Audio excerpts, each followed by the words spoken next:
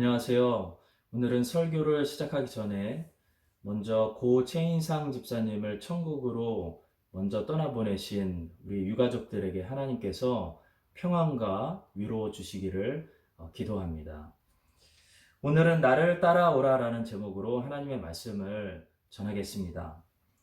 본문 말씀은 예수님께서 갈릴리 어부들 베드로와 안드레, 야고보, 요한 그들을 부르실 때 하셨던 유명한 말씀입니다.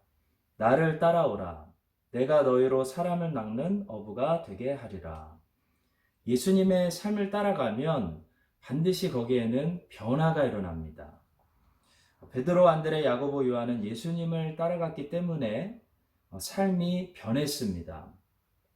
바다에서 물고기 잡던 어부들이 도시마다 다니면서 나라마다 다니면서 예수님의 제자들을 양육하는 그런 사람들로 바뀌었습니다. 여러분, 예수님을 따라가면 그 인생에는 반드시 변화가 있습니다. 그 변화가 그 사람이 지금 예수님을 따라가고 있다는 증거입니다. 오늘 말씀을 들으면서 이런 변화된 모습들이 내 안에서 발견되어지고 있는지 성령 하나님께서 보게 하시고 그래서 과연 내 삶이 예수님을 잘 따라가고 있는 삶인지 그것이 다시 확인해보는 그런 귀한 시간 될 수 있기를 바랍니다. 그것이 이 거룩한 주일 아침에 우리가 하나님께 가장 큰 영광 돌릴 수 있는 바른 예배라고 생각합니다. 먼저 첫 번째로 주님을 따라가면 주님이 아닌 것들로부터 자꾸 멀어지게 됩니다. 이것이 내가 주님을 따라가고 있다는 첫 번째 증거입니다.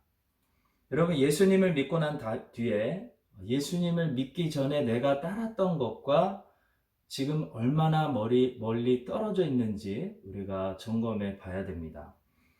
마태복음 6장 24절은 이렇게 말씀하고 있습니다. 한 사람이 두 주인을 섬기지 못할 것이니 혹 이를 미워하고 저를 사랑하거나 혹 이를 중히 여기고 저를 경히 여김이라. 너희가 하나님과 재물을 겸하여 섬기지 못하느니라. 사람이 동시에 여러 개를 가질 수 있는 것들이 있고요. 사람이 한 번에 꼭 하나씩만 가질 수 있는 것들이 있는데요.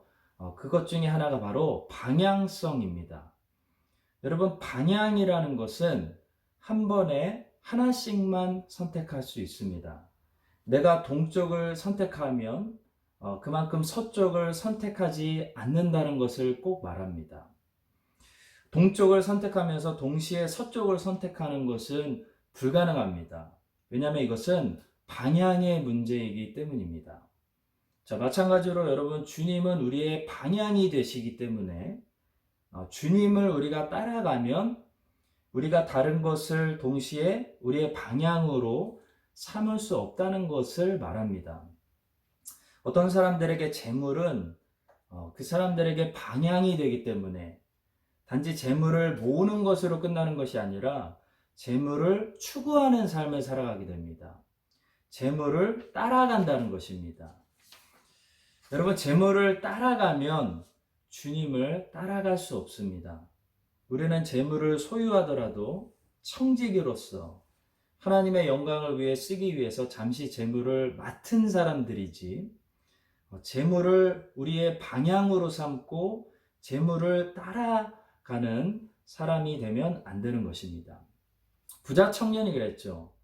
부자 청년은 재물을 따라가는 삶을 살고 있었습니다. 그래서 주님이 그 재물을 이제 그만 따라가고 나를 따르라고 말씀하신 거죠. 마태복음 19장 21절입니다. 예수께서 이르시되 내가 온전하고자 할진대 가서 내 소유를 팔아 가난한 자들에게 주라. 그리하면 하늘에서 보화가 내게 있으리라. 그리고 와서 나를 따르라 말씀하셨습니다. 자, 그런데도 부자 청년은 여전히 재물을 자기 인생의 방향으로 설정하고 있었기 때문에 주님을 따라갈 수가 없었습니다. 자, 마태하고 삭개오도 돈을 추구하는 삶을 살고 있었습니다.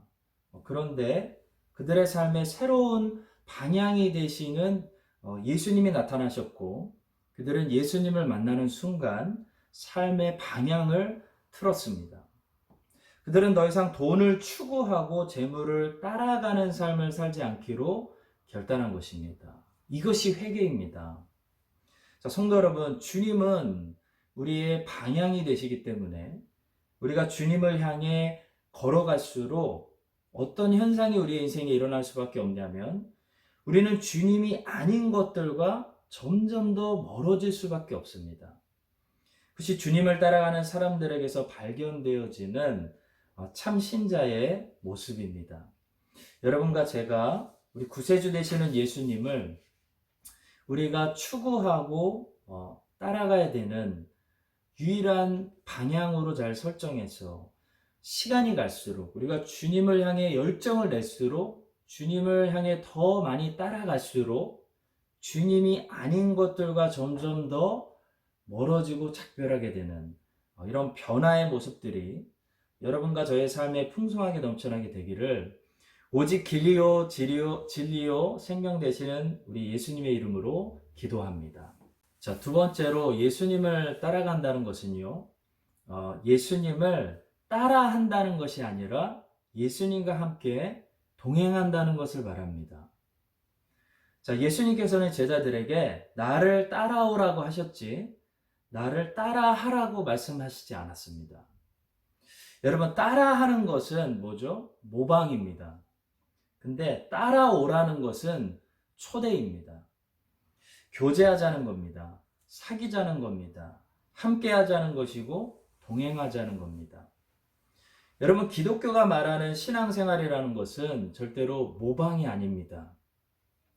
예수님이라는 어떤 롤 모델이 있고 그 롤 모델을 우리가 열심히 따라해서 그 모델과 어떤 비슷한 삶을 추구하는 삶이 기독교가 말하는 신앙생활이 절대로 아닙니다.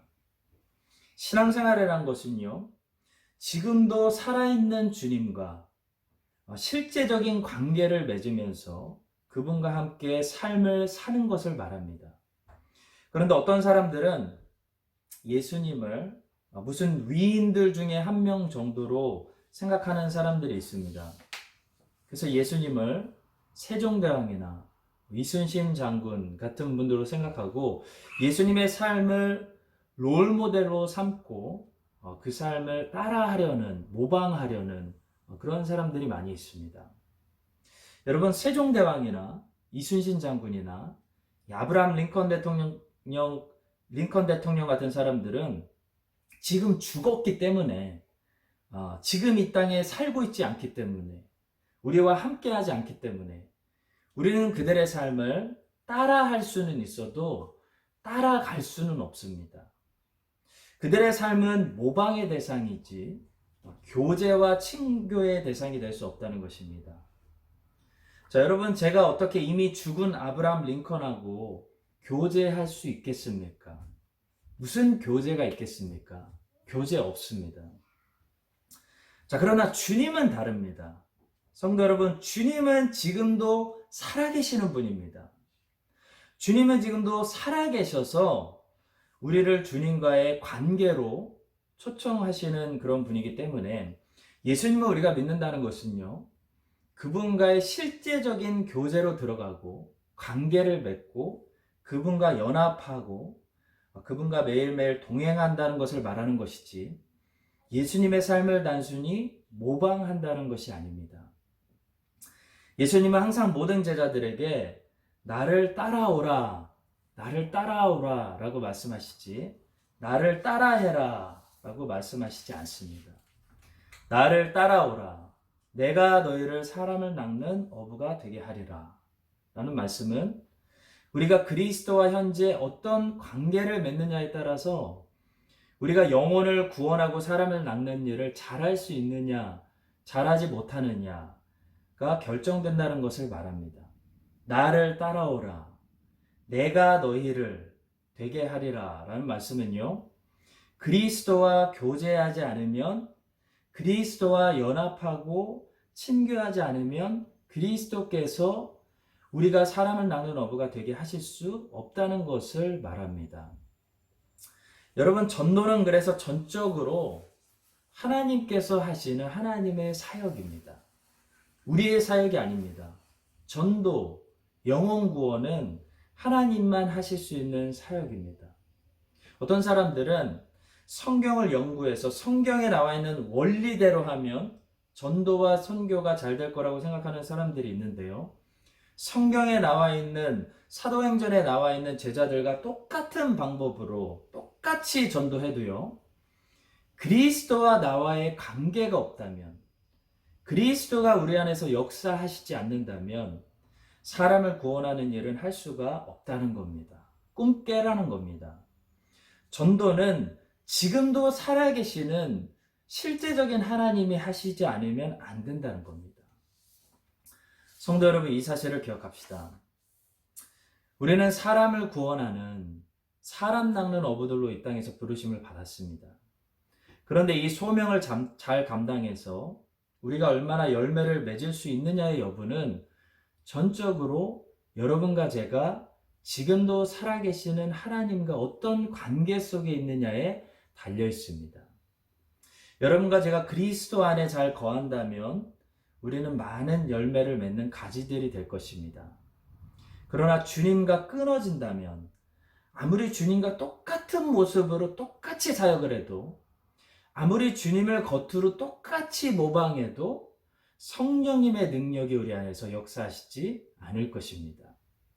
자, 주님의 말씀에 귀를 기울입시다. 요한복음 15장 4절과 5절 말씀입니다. 내 안에 거하라. 나도 너희 안에 거하리라. 가지가 포도나무에 붙어있지 아니하면 스스로 열매를 맺을 수 없음 같이 너희도 내 안에 있지 아니하면 그러하리라. 나는 포도나무여 너희는 가지라. 그가 내 안에 내가 그 안에 거하면 사람이 열매를 많이 맺나니 나를 떠나서는 너희가 아무것도 할 수 없음이라. 성도 여러분, 이 사실을 꼭 기억하시기 바랍니다. 예수 그리스도는 우리의 롤모델이 아닙니다. 예수 그리스도는 지금도 살아계시기 때문에 우리의 모방의 대상이 아니라 교제의 대상입니다.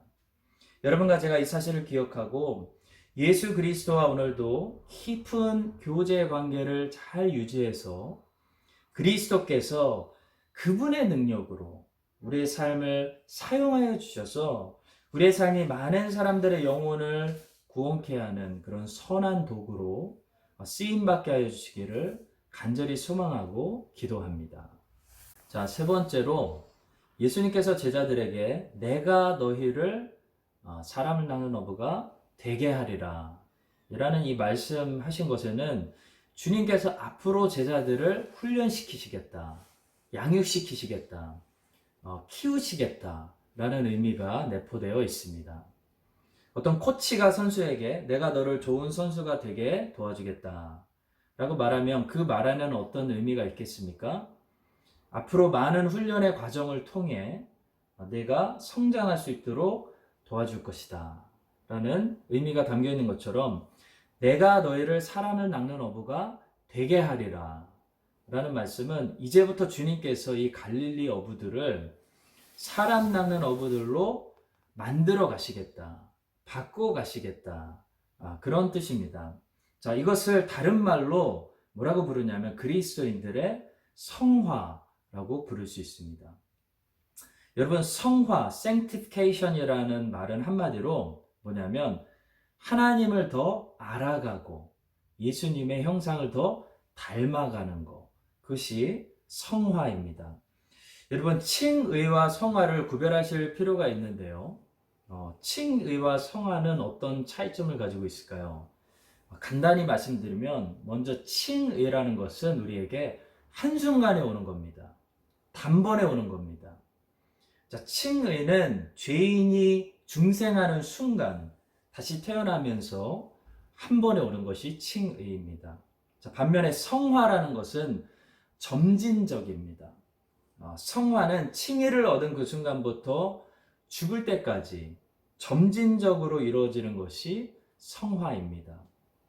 자, 또 칭의는 어떤 차이점이 있냐면 칭의는 우리가 무엇을 더할 수 있는 것이 아닙니다.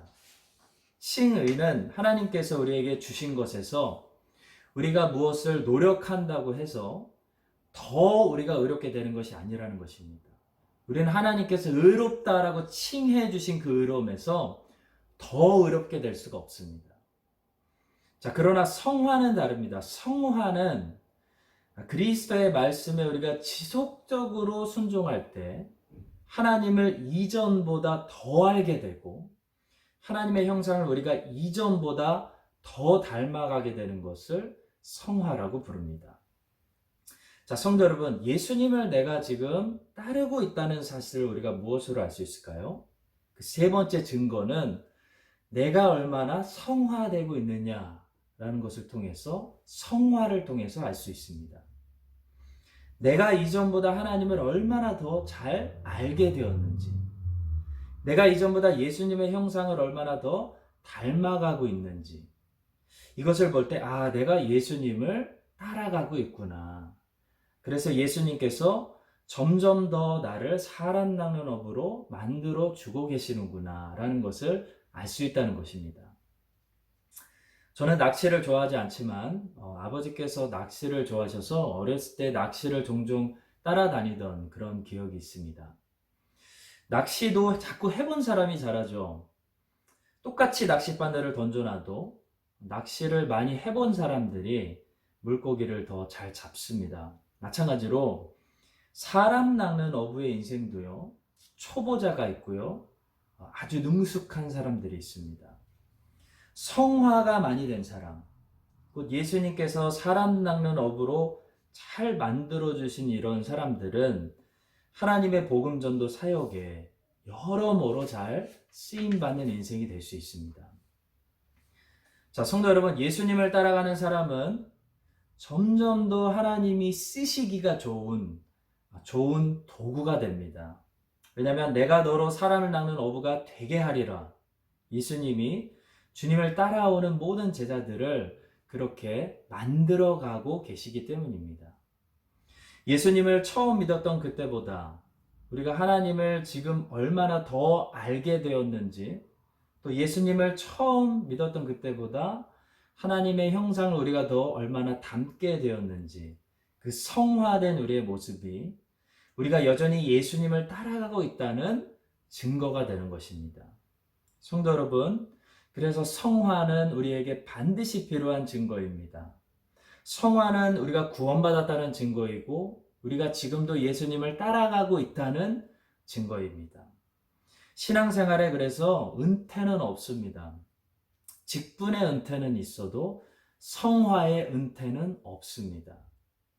우리는 죽는 순간까지 어제보다 오늘 하나님을 더 알아가야 됩니다. 우리는 죽는 순간까지 어제보다 더 하나님의 형상을 닮아가야 됩니다.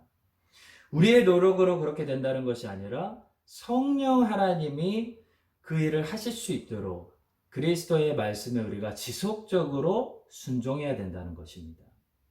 여러분과 제 안에 그리스도를 따라가는 증거, 곧 성화의 증거가 날마다 더 많이 열매 맺게 되기를 예수님의 이름으로 간절히 축원합니다. 자, 마지막 네 번째로 본문에는 생략되어 있지만 성경 전체를 볼 때 예수님을 따르려면 반드시 회개가 있어야 됩니다. 곧 점점 더 회개하는 삶이 내가 예수님을 지금 따라가고 있다는 삶의 마지막 증거인 것입니다. 토마스 왓슨이라는 너무나 소중한 청교도 목사님이 계십니다. 그분이 쓴 책 중에 회개라는 책이 있는데요. 그 책에 보시면 많은 사람들이 오해하고 있는 것 중에 하나가 바로 이 회개가 하나님이 주시는 은총이라는 것을 사람들이 잘 모른다는 것입니다. 여러분, 회개하라 라는 말씀을 들으면 솔직히 기분이 어떠십니까? 우리는 죄인이기 때문에 회개하라는 말씀을 들으면 일단 기분이 별로 좋지 않습니다. 자, 그러나 여러분, 이 회개라는 것이 하나님의 은총이라는 것을 우리가 깨달을 필요가 있습니다. 자, 왜냐하면 회개라는 것은요, 복음으로부터 주어지는 것이기 때문입니다. 여러분, 율법에는 회개가 없습니다. 율법에는 그냥 정죄만 있습니다. 이게 무슨 말이냐면 율법은 죄인이 회개할 기회를 주지 않는다는 것입니다. 여러분 구약의 모든 율법을 한번 자세히 살펴보시면 율법은요 한 번도 죄인에게 회개하라고 권하지 않습니다. 자, 율법은 살인하지 말라 해놓고 만약 살인하면 너 이제 사형이다 라고 곧바로 정죄를 선포해 버리는 것이 율법이지 회개할 기회를 주지 않는다는 겁니다. 자, 그러나 여러분 신약으로 오시면 자꾸 회개하라는 말이 등장합니다. 세례 요한도 회개하라, 천국에 가까웠다 선포하고 예수님께서도 하나님 나라가 임했기 때문에 회개하라 라고 자꾸 회개를 권하고 있다는 겁니다. 성도 여러분, 회개는 복음에 속한 메시지입니다. 자, 복음이기 때문에 사실 회개할 수 있는 기회를 주는 겁니다. 자, 회개하고 와서 죄사함을 받고 구원을 받으라는 데 목적이 있습니다. 자, 그러니까 사실 회개라는 메시지는 기분 나쁜 메시지가 아니라 우리 죄인들을 사랑하시는, 우리 죄인들에게 구원받을 수 있는 기회를 주시는 하나님의 사랑의 초청인 것입니다. 자, 그래서 복음에는 반드시 죄인들을 회개로 초청하는 이 회개의 메시지가 있습니다. 회개로 초청하는 이 회개의 메시지가 빠져버리면 사실 그것은 바른 복음이라고 할 수가 없습니다. 자, 왜냐하면 주님은 아무나 용서해 주시고 모두를 구원해 주시는 것이 아니라 주님께 나아와서 죄를 인정하고 자신이 죄인이라는 것을 깨닫고 죄를 자복하고 죄를 회개하는 사람들을 구원해 주시는 구원자이시기 때문입니다. 자, 성도 여러분, 따라서 예수님을 우리가 따라가려면 반드시 우리는 먼저 회개할 수밖에 없습니다. 회개하고 또 계속해서 죽을 때까지 회개하는 삶을 사는 사람들이 예수님을 따라가는 사람들입니다. 성도 여러분, 기억합시다. 우리 안에 회개가 우리가 예수님을 지금 따르고 있다는 증거입니다. 예수님을 따르고 있는 사람은 회심한 사람들이고 또 계속해서 더 회개하는 죄를 애통하는 사람들입니다. 자, 신약에서 복음이 선포되어지는 곳에는 항상 이 회개하라는 메시지가 같이 선포되고 있습니다. 복음이 선포되는 곳에 회개의 메시지가 선포되지 않은 곳은 단 한 번도 없었습니다. 그 사실을 주목하시기 바랍니다. 자, 한번 들어보십시오. 마태복음 3장 2절에서 세례 요한이 메시지를 전합니다. 회개하라, 천국이 가까이 왔느니라. 천국은 회개하는 자들에게 임한다는 것입니다. 사도행전 3장 19절에서 베드로가 외칩니다. 그러므로 너희가 회개하고 돌이켜 너희 죄 없이 함을 받으라. 이같이 하면 새롭게 되는 날이 주 앞으로부터 이를 것이요. 회개한다는 것은 돌이킨다는 것이고요. 회개해야, 돌이켜야 죄사함을 받고 새롭게 되는 날이 그 사람에게 온다는 것입니다. 자, 사도행전 8장 22절에서 베드로가 다시 이야기합니다. 그러므로 너의 이 악함을 회개하고 주께 기도하라. 혹 마음에 품은 것을 사하여 주시리라.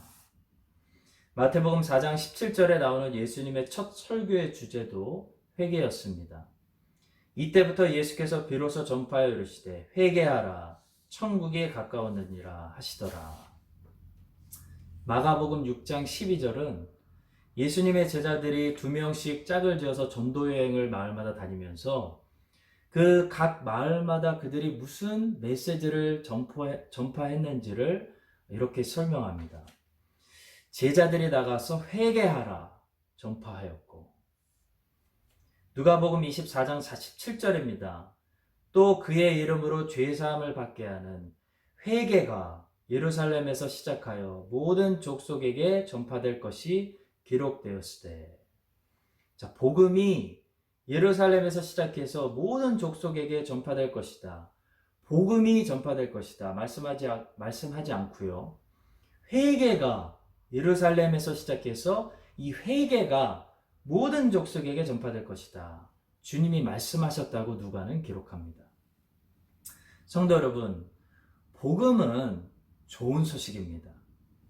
거기에는 하나님의 구원이 있고 하나님의 자비하신 성품이 있고 하나님의 은혜에 관한 소식이 있습니다. 복음은 죄인들의 죄를 용서하시고 하나님께서 죄인들에게 구원을 베풀어 주시는 세상에서 제일 어메이징한 그런 소식입니다. 자, 그러나 그 복음은 항상 회개를 촉구하는, 회개를 권유하는, 죄인들에게 회개를 요구하는 메시지로 시작합니다. 자, 이것은 하나님께서 모든 사람들의 죄를 사하시는 것이 아니라 회개하는, 하나님께 돌아오는, 그래서 그리스도를 영접하는 사람들의 죄를 사하시기 때문입니다. 자, 사랑하는 성도 여러분, 우리가 예수님을 따른다는 것은 평생 죄를 애통하고 죄와 싸우고 죄를 죽이고 죄를 회개하는 삶을 산다는 것을 말합니다. 그것이 예수님을 따라가는 것입니다. 그래서 예수님께서는 나를 따라오려면 자기를 부인하고 자기 십자가를 지고 따라야 한다라고 말씀하시는 것입니다. 날마다 우리의 십자가에 우리의 죄를 못 박는 삶을 사는 것이 예수님을 따라가는 삶입니다. 구원은 오직 은혜라는 핑계로 회개를 마치 율법주의적인 것처럼, 회개를 요구하는 것은 율법을 요구하는 것처럼 생각해서 이 복음의 메시지 아래서 회개의 메시지를 삭제해버리는 그런 사람들이 있습니다. 성도 여러분, 꼭 기억하십시오. 회개는 율법주의적인 것도 아니고 율법이 우리에게 요구하는 것도 아닙니다. 회개는 복음이 우리에게 요구하는 것입니다. 율법은요, 죄인들에게 회개할 기회를 주지 않습니다. 그냥 사망과 정죄를 선포해 버립니다. 복음이기 때문에 죄인들에게 회개하라고 권유하고 회개할 기회를 주는 것입니다. 여러분과 제가 진정으로 예수님을 따라가고 있는 사람들이라면 우리 안에 반드시 이 회개하는 모습이 점점 더 열매를 맺어야 하는 것입니다. 여러분과 제가 오늘 아침에 이 사실을 묵상하고요, 날마다 죄를 회개하고 우리의 죄를 애통하면서 죄를 회개하면서 예수 그리스도를 따라가는 그런 참된 복음이 우리 안에 적용이 되고 참된 복음이 우리 안에 실천되어지는 그런 예수님의 제자들이 될 수 있기를 예수 그리스도의 이름으로 간절히 축원합니다. 우리 함께 기도하겠습니다. 하나님 아버지, 주님을 따르라는 말씀을 우리에게 다시 한번 오늘 들려주셔서 감사합니다. 기회를 주실 때, 기회가 있을 때 오직 주님을 우리 인생의 방향으로 설정하고 오직 주님 말을 따라가는 우리의 인생들이 될 수 있도록 도와주시옵소서. 주님은 우리가 따라해야 하는 모방의 대상이 아니라 우리가 날마다 따라가야 하는 교제의 대상이라는 사실을 잊지 않게 하시고 시간이 갈수록 하나님을 더 깊이 알고 하나님의 형상을 더 닮아가는 이 성화의 증거가 우리 안에 선명해질 수 있도록 주님 역사하여 주시옵소서. 회개의 말씀을 싫어하지 않게 하여 주시고 회개를 싫어하는 것이 아니라 우리의 죄를 싫어하게 하시고 죄를 미워하게 하시며 날마다 우리의 죄를 애통하고 십자가를 지고 예수님을 따르는 진정한 제자들이 될 수 있도록 우리 모두를 인도하여 주시옵소서. 감사를 드리며 예수 그리스도의 이름으로 기도합니다. 아멘. 지금은 우리를 제자의 삶으로 다시 초청하시는 우리 주 예수 그리스도의 은혜와 하나님 아버지의 무한하신 사랑과 성령님의 역사하시고 교통하심이 오늘 나를 따라오라 라는 주님의 음성을 듣고 다시 일어나서 오직 주님을 따르기로 결단하는 우리 크라이스트처치 한인장로교회 모든 성도들 위해 고 최인상 집사님의 모든 유가족들 위해 이제부터 영원까지 함께하여 주시기를 간절히 축원드립니다. 아멘.